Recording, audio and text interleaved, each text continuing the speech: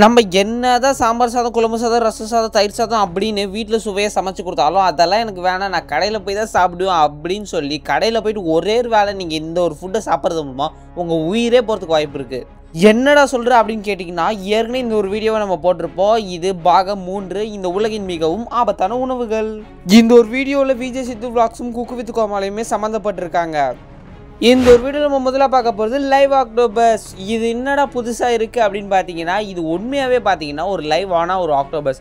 ஆக்டோபஸ்ன்றது ஒரு கடல் உயிரினம். இதை வந்து லைவாக சாப்பிட்றப்ப இந்த மாதிரி அது உடம்புல ஒட்டிக்கும். அதை பிரித்து எடுக்கிறதுக்குள்ளே போதும் ஆகிடும். அதாவது ஃபெவிக்விக்கை நம்ம மூஞ்சில் ஒட்டினா அது எப்படி ஒட்டிக்குமோ அது மாதிரி தான் இந்த ஒரு ஆக்டோபஸும் ஒட்டிக்கும். இந்த ஒரு டிஷ்ஷு பேர் சனாக் ஜி.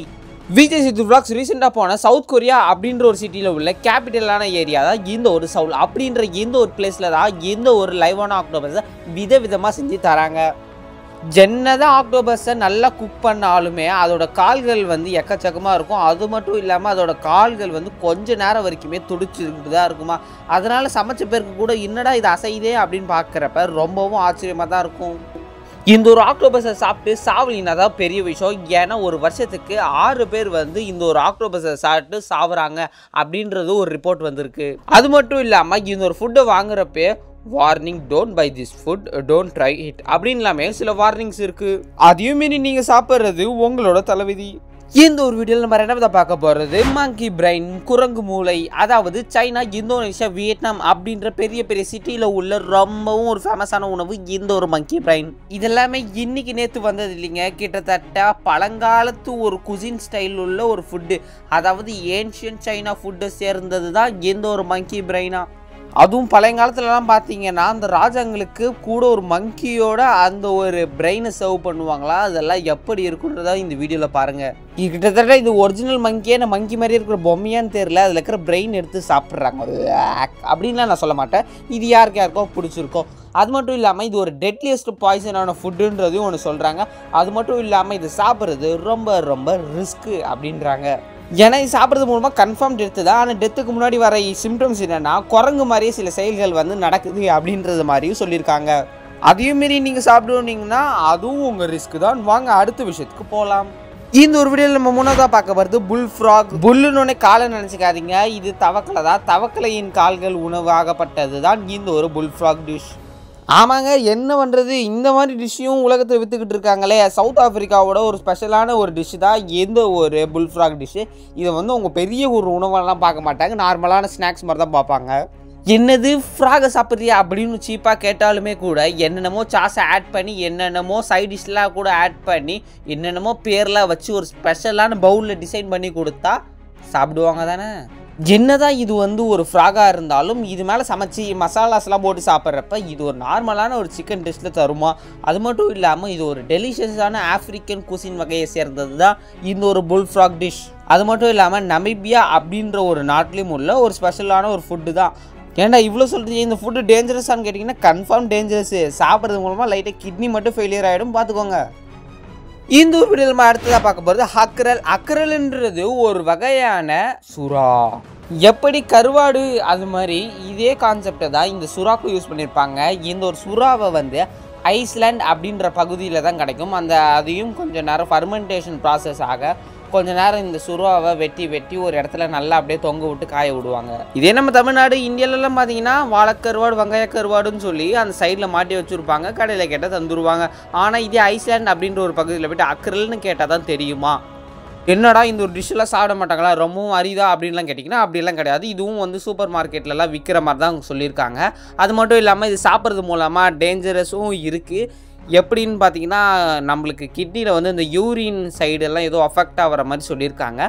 ஆக மொத்தம் இதுவும் டேஞ்சரஸ் தான், கொஞ்சம் சாப்பிட்றத அவாய்ட் பண்ணிக்கலாம்.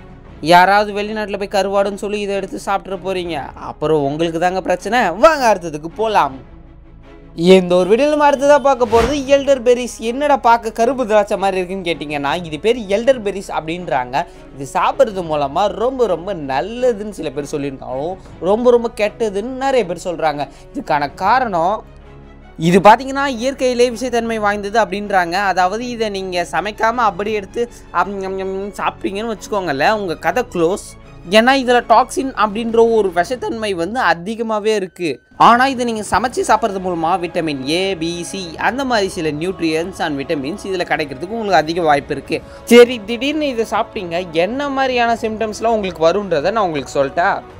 இதை நீங்கள் 3 விதமாக கண்டுபிடிக்கலாம். முதல் வந்து நாசுயா, அது நெக்ஸ்ட்டு வாமிட்டிங், 3வது டயரியா. இந்த ஃப்ரூட்டு என்னதான் அப்படி உங்களுக்கு சாப்பிடணும்னு தோணுனா கூட ப்ரெக்னெண்ட்டாக இருக்கிற லேடிஸும் அது மட்டும் இல்லாமல் தாய்ப்பால் தர அம்மாக்களுமே இது சாப்பிடவே கூடாது. ஏன்னா இது வந்து குழந்தைகளுக்கும் அவங்க அம்மாங்களுக்கும் ஒரு விஷமாக மாறி 2 பேருமே கொன்னுடும். ஒரு மிகவும் விஷத்தன்மை வாய்ந்த ஒரு ஃப்ரூட்னா அது இந்த ஒரு எல்டர் பெரிஸ். என்னதான் இது சாப்பிட்டு அட்வான்டேஜில் விட்டமின் ஏபிசி கிடச்சாலுமே இதில் இருக்கிற டிஸ்அட்வான்டேஜ் சாப்பிட்டோன்னே உங்களுக்கு சில பிரச்சனைலாம் தரதுனால இதுவும் ஒரு டேஞ்சரஸான ஒரு ஃப்ரூட்டு அப்படின்றாங்க. அதனால் என்றைக்காவது இது கருப்பு திராட்சை மாதிரி இருக்குன்னு எடுத்து வாயில் போட்டுக்காதீங்க, உங்களுக்கு பின்னாடி ரொம்பவும் பெரிய ஆபத்து இருக்குது. இந்த ஒரு எல்டர் பெரிஸை நீங்கள் சரியான முறையில் சாப்பிட்லன்னா இதில் சைடைடுன்னு ஒன்று இயற்கையாகவே இருக்குது. இது சாப்பிட்றது மூலமாக உங்களுக்கு எக்கச்சக்கமான பிரச்சனை வந்து டெத்து கூட ஆகலாம். அடுத்ததான் நம்ம இந்த ஒரு வீடியோவில் பார்க்க போகிறது காஜு மாரு சீஸ். என்னடா சொல்கிற, உலகத்தில் எத்தனையோ பேர் எங்கெங்கேயோ சீஸ்லாம் சாப்பிட்றாங்க, நம்ம சாப்பிட்டா தப்பா அப்படின்னு கேட்டிங்கன்னா இந்த சீஸு சாப்பிட்றது மூலமாக எக்கச்சக்க எஃபெக்ட்ஸு உங்களுக்கு வரும். இந்த காஜு மாரு சீஸு ஏன் ரொம்ப ஆபத்துன்றது சொல்கிறேன். இது வந்து முக்கியமாக ஃபெர்மெண்டேஷன் ப்ராசஸுக்கு இந்த ஒரு சீஸ் அனுப்புவாங்க. அதாவது பாலிலேருந்து தானே இந்த சீஸுன்றது ஒன்று வருது. அப்படி இந்த ஒரு சீஸு செய்கிறதுக்கு ஆட்டோட பாலிலேருந்து தான் எடுப்பாங்க. அப்படி அந்த ஆட்டோட பாலை கறந்து கிட்டத்தட்ட வாரக்கணக்காக எடுத்து ஒரு ஓரமாக வச்சுருவாங்க. அதில் நிறைய ஈக்கள் வந்து முட்டைலாம் போட்டுவிடும். சேஃப்டியான பிளேஸில் தானே வைக்கணும், ஆனால் இவங்க இப்படி தான் வைப்பாங்க. அது மட்டும் இல்லாமல் அடுத்தது ஒரு குகைக்குள்ளே ஒன்று மாதிரி வைப்பாங்க. அப்போ ரொம்பவும் இருட்டான இடத்துல ஒரு 2லேருந்து 3 மாதம் வைக்கிறப்ப புழு இதுலேருந்து ஃபார்ம் ஆகும். அப்படி இதில் புழு ஃபார்ம் ஆச்சுன்னா இது ரொம்பவும் மோசமான ஒரு உணவாயிடுச்சு இப்போ. ஆனால் இதை சாப்பிட்றவங்க என்ன சொல்கிறாங்கன்னா இந்த புழு உருவானதுக்கு அப்புறம் தான் இந்த ஒரு ஃபுட்டு ஒரு முழுமையான ஒரு ஃபுட்டாக மாறுது, இதுக்கப்புறம் தான் இதை எடுத்து நீங்கள் சாப்பிடணுன்றாங்க. இப்போவே இது குப்பையில் போடுற மாதிரியான நிலைமைக்கு தான் வந்துருச்சு. ஆனால் இதை நீங்கள் சாப்பிட்டீங்கன்னு வச்சுக்கோங்களேன், மைண்டு கர்ரு, நீங்கள் டர்ரு. இது வந்து பார்த்திங்கன்னா ஒரு ட்ரெடிஷ்னலான யூரோப்பியன் டிஷ்ஷு. இது மட்டும் இல்லாமல் இது நீங்கள் சாப்பிட்றது மூலமாக ரொம்ப ஆபத்து அதிகம் உங்களுக்கு தான். அதையும் பார்த்திங்கன்னா இது வந்து இட்டாலியனில் உள்ள பிளாக் மார்க்கெட்டில் மட்டும்தான் உங்களுக்கு இந்த ஒரு சீஸ் வந்து கிடைக்கும். மற்றபடி நார்மலாக உங்களுக்கு கிடைக்காது. ஏன்னா இது ரொம்பவும் ஆபத்தான ஒரு ஃபுட்டு இல்லை. ஓகே, வாங்க அடுத்து என்ன உணவுன்றதை பார்க்கலாம். இந்த ஒரு வீடியோவில் நம்ம அடுத்ததாக பார்க்க போது டைகர் பஃபர் ஃபிஷ், அதாவது ஃபுகூன் அப்படின்னு சொல்லுவாங்க. இந்த உலகத்தில் உள்ள மோஸ்ட் ஐகானிக் டேஞ்சரஸ் சீ ஃபுட்டுனா அது இந்த ஒரு பஃபர் ஃபிஷ் தான் சொல்லுவாங்க. காலங்காலமாக ஜாப்பனீஸ் குசின்ஸில் இந்த ஒரு பஃபர் ஃபிஷ் மீனையும் சாப்பிடுவாங்க. ஜப்பானில் இந்த ஒரு ஃபிஷ்ஷுக்கு ஃபுகுன்ற பேர் வச்சுருக்காங்க. இது சாப்பிட்றது ரொம்பவும் ஆபத்து, கிட்டத்தட்ட டெட்டுக்கு சமம். அது மட்டும் இல்லாமல் இதில் நியூரோடாக்சின்ஸ் அப்படின்ற ஒரு விஷத்தன்மை இருக்குது. இதில் வந்து கிட்டத்தட்ட ரொம்பவும் விஷத்தன்மை இருக்கிறதுனால செஃப்புங்களே பார்த்து தான் சமைப்பாங்க. இது சமைக்க ரொம்பவும் நேரம் ஆகும். இந்த ஒரு மீன் சைனேடோட ரொம்பவும் கிட்டத்தட்ட 1200 மடங்கு அதிகம் விஷத்தன்மை வாய்ந்தது தான் இந்த ஒரு பஃபர் ஃபிஷ். ஒரு பஃபர் ஃபிஷ்ஷை சமைச்சு ஒரு 30 பேருக்கு கொடுத்தா 30 பேருமே கொன்னுடுமா இந்த ஒரு விஷத்தன்மை. ஜாப்பனீஸ் ரெஸ்டாரண்ட்டில் உள்ள ஒரு ப்ரெஸ்டீஜான ஒரு டிஷ்ஷு தான் இந்த ஒரு பஃபர் ஃபிஷ் டிஷ்ஷு. இந்த ஒரு டிஷ்ஷை எடுத்தோன்னே எல்லாருமே செய்ய விட்டுற மாட்டாங்க. இந்த பஃபர் ஃபிஷ்ஷை செய்யணும்னா அதிகமான ட்ரைனிங்கும் நிறைய அந்த குக்கிங்கில் உள்ள எக்ஸாம்ஸ் எல்லாம் முடிச்சிருக்கணும். அப்படிப்பட்ட செஃப்பால் மட்டும்தான் இந்த ஒரு பஃபர் ஃபிஷ்ஷை செய்யவே விடுவாங்களாம். கிட்டத்தட்ட ஒரு வருஷத்துக்கு 10,000 டன்ஸ் ஆஃப் இந்த ஒரு ஃபுகுன்ற ஃபிஷ்ஷு வந்து சேல்ஸ் ஆகிட்டு இருக்குது. ஜப்பானில் உள்ள ஒரு ஹோட்டலில் கிட்டத்தட்ட 1100 வருஷமாக இந்த ஒரு ஃபுகு ஃபிஷ்ஷை வந்து சேல்ஸ் பண்ணிக்கிட்டு விற்றுக்கிட்டு இன்னுமே சூப்பராக பண்ணிக்கிட்டு வராங்களாம். இந்த ஒரு வீடியோவில் நம்ம அடுத்ததாக பார்க்க போகிறது ஸ்டார் ஃப்ரூட். இந்த உலகத்தில் உள்ள மோஸ்ட் டெட்லியஸ்டான ஃப்ரூட்டில் இந்த ஒரு ஃப்ரூட்டு ஒன்று. இதுக்கு பேர் ஏன் ஸ்டார் ஃப்ரூட்னு வந்ததுன்னா இதோட ஷேப்பு பார்த்தா ஸ்டார் மாதிரியே இருக்குல்ல, அதனால தான் ஸ்டார் ஃப்ரூட் அப்படின்னு வந்து தான். ஏஷியன் குஷின்ஸில் இந்த ஒரு ஃப்ரூட்டை வந்து முக்கியமாக வைப்பாங்களாம். கிட்டத்தட்ட ஒரு டெசர்ட் மாதிரியான ஒரு வகையில் வந்து இந்த ஒரு ஃப்ரூட்டையும் சேர்ப்பாங்க.